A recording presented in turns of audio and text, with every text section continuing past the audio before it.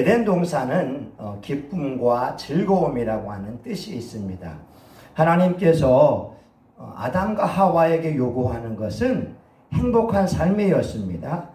기뻐하는 삶, 또 즐거운 삶, 또 감사하는 삶, 염려와 근심이 없는 삶을 하나님께서 원하고 계십니다. 그리고 에덴 동산에 4개의 강이 있었습니다. 첫 번째는 비송강입니다. 뛴다라고 하는 의미가 있고요. 두 번째는 기혼강이었습니다. 은혜라고 하는 뜻이 있습니다. 세 번째는 히데겔강입니다. 결실이라는 뜻이 있고, 네 번째는 유브라데강, 능력이라는 뜻이 있습니다.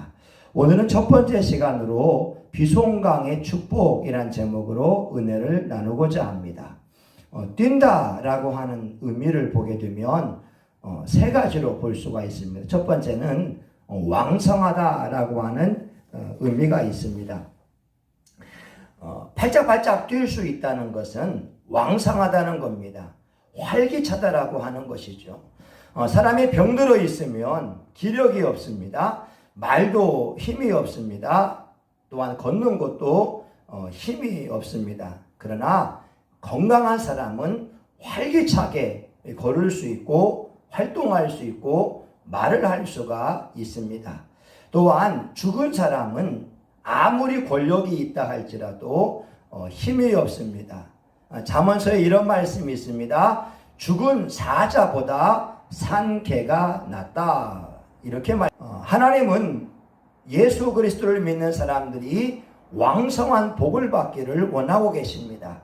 성경에서 왕성한 복을 받은 사람이 이삭입니다. 이삭이 농사를 지어서 100배의 축복을 받게 되었습니다. 창세기 26장 13절에 보게 되면 그 사람이 창대하고 왕성하여 마침내 거부가 되었다. 이렇게 말씀하고 있습니다. 왕성의 복을 받은 비결이 뭐냐? 창세기 26장 12절에 보게 되면 여호와께서 복을 주심으로, 하나님께서 복을 주시면 번성의 복을 받을 수 있고 창대의 복을 받을 수 있고 마침내 거부가 되는 놀라운 은혜를 누릴 수가 있습니다. 이것이 바로 비송강의 축복입니다. 우리의 삶 속에는 이 비송강의 축복이 너무나 필요합니다. 우리가 장사를 해도 손님들이 북적대야 됩니다. 우리가 교회를 섬겨도 교인들로 북적대야 되고 아이들 소리가 북적대야 됩니다. 그러나 공장 소리가 들리지 않는다면 그 공장은 망한 것입니다. 우리의 사업장에도 사람들이 많이 애용함을 통하여서 번성해야 될 것입니다. 또한 우리 개인의 일상을 보게 되면 꿈을 가지는 것도 왕성의 복을 받는 것입니다. 오늘날 젊은이들이 미래가 없다라고 하면서 실망을 합니다. 그런데 하나님은 꿈을 주시는 분이 됩니다. 미국에 악극단의 아들이었던 사람이 있었습니다. 어느 날 추운 겨울날 달라스에서 아버지가 천막을 치고 또 사람들을 모으면서 공연을 하려고 했었습니다. 그런데 얼마나 추웠든지 관광객들이 없었습니다. 그리고 아버지 일행은 삼류 여관방에서 이렇게 쉼을 넣게 되었습니다. 얼마나 여관방에 추웠든지 담요를 푹 뒤집어 쓰고 추위와 싸울 수밖에 없었습니다. 이 아들은 할 일이 별로 없었습니다. 그래서 성당에 가서 하나님 앞에 기도하기 시작합니다. 하나님, 제가 고정적인 수입이 있는 사람이 되기를 원합니다. 춥지도 않고 사람다운 삶을 살기를 원합니다. 간절히 기도하기 시작합니다. 하나님께서 이 어린아이에게 꿈을 주기 시작합니다. 이 아이가 꿈을 꿉니다. 내가 호텔을 경영했으면 좋겠다. 내가 호텔을 세웠으면 좋겠다. 이런 꿈을 꾸게 됩니다. 그런데 그는 정규교육을 받지 못했습니다. 떠돌이 인생이었습니다. 또한 돈도 없었습니다. 그런데 하나님께서 꿈을 주시니까 이렇게 마음을 먹습니다. 나도 호텔 사업을 할 수 있다. 현실적으로는 꿈을 꾸는 것이 불가능해 보였지만 예수 그리스도를 믿으면서 이 아이가 꿈을 꾸기 시작합니다. 호텔을 경영해 보리라. 호텔 사업을 하리라. 그리고 사람들을 모아서 투자자들을 모집하게 됩니다. 1924년도에 달라스에 조그마한 호텔을 세웠습니다. 호텔 이름이 힐튼이었습니다. 또돌이 악단의 아들이 전 세계적인 힐튼 호텔의 체인을 가진 억만장자가 되었습니다. 하나님께서 꿈이 없는 젊은이에게 꿈을 주시고 그 꿈을 이루어가게 하셨습니다.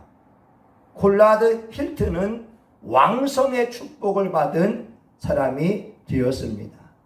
두 번째로 비송강의 축복은 뛰어난다, 우수하다 라고 하는 의미가 있습니다. 남들보다 뛰어나다, 이것이 바로 뛴다라고 하는 의미가 되어져 있습니다. 우리가 다른 사람들이 걸어갈 때 비송강의 복을 받은 사람은 뛰어갈 수가 있습니다.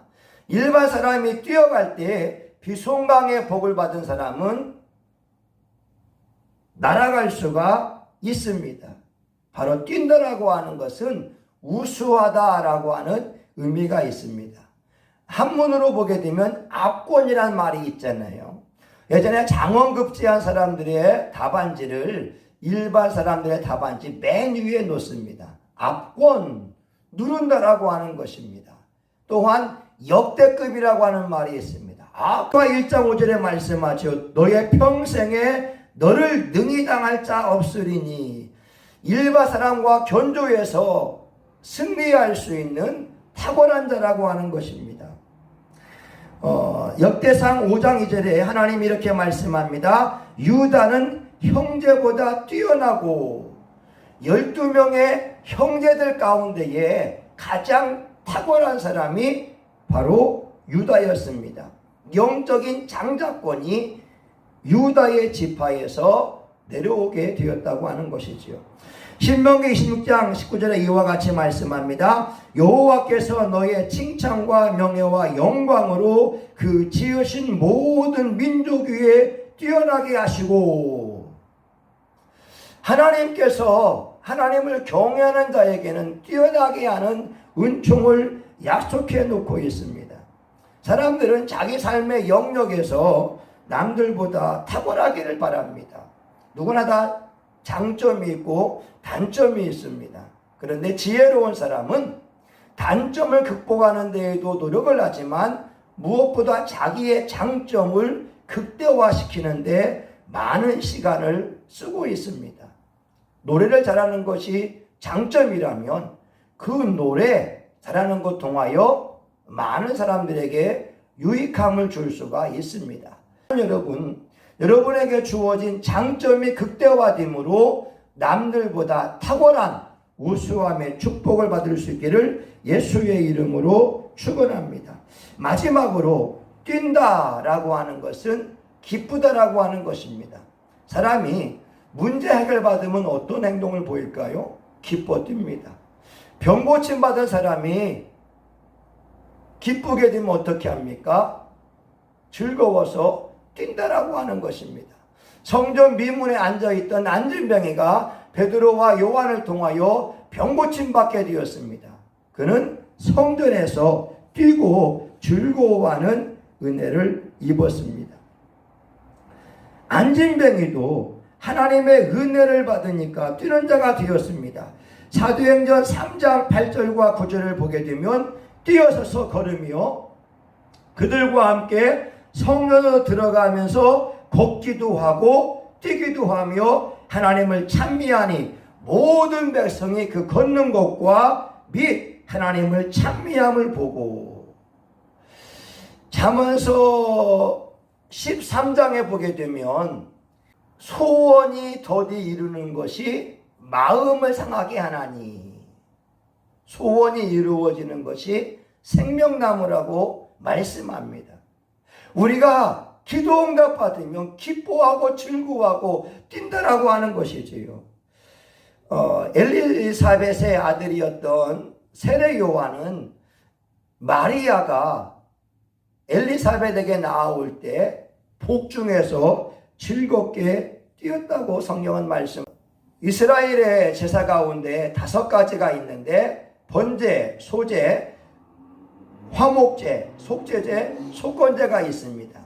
화목제를 드린 사람들의 특징이 즐거워 뛰노는 것입니다.